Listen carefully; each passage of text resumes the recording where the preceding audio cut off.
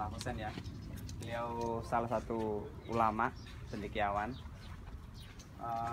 Tahun lahir dan wafatnya tertera di situ.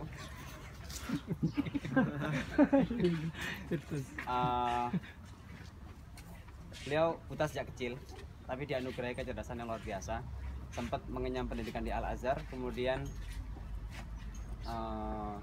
jadi beliau hidup pada masa murid-muridnya Syekh Muhammad Abduh eksis ya. Jadi setelah Syekh Muhammad Abduh wafat, murid-muridnya kemudian meramaikan majelis di Al-Azhar. Pak Husain datang ke situ dan belajar sama murid-muridnya Syekh Muhammad Abduh.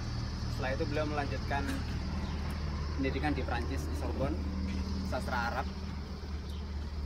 Di sana menikah dengan istrinya ya, beda agama. Kemudian istrinya ini yang kemudian membacakan kitab-kitab atau literatur, karena beliau kan buta sejak kecil.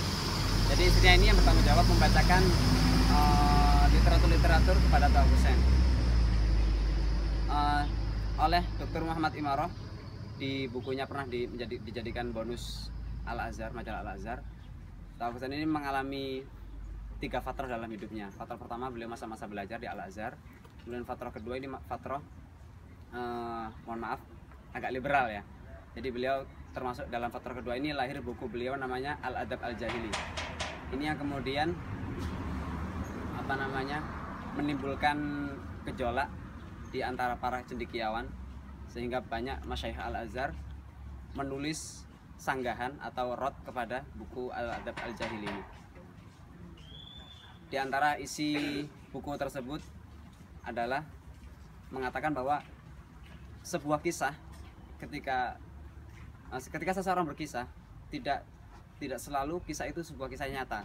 Maka ketika Al-Quran menjabarkan sebuah kisah, bukan berarti kisah dalam Al-Quran itu nyata. Nah ini yang kemudian menimbulkan pro kontra di kalangan para masyayikh. Di antara pendapatnya yang juga lumayan menimbulkan pro kontra itu, beliau memberi pernyataan bahwa adab jahili, syair-syair jahili itu tidak ada.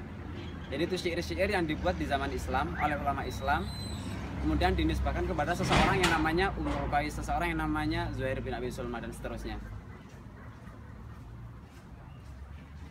Itu yang kemudian juga menimbulkan pro kontra.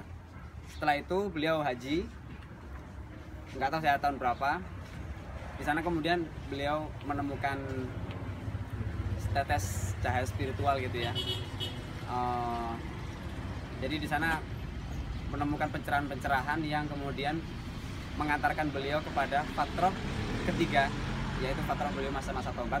Dan konon fatrah ini ada selama 10 tahun. Jadi media atau pemberitaan itu sebenarnya kurang adil, karena yang banyak direkam itu Pak Husain pada masa fatrah kedua tadi. Padahal fatrah terakhir beliau jadi salah satu intelektual muslim.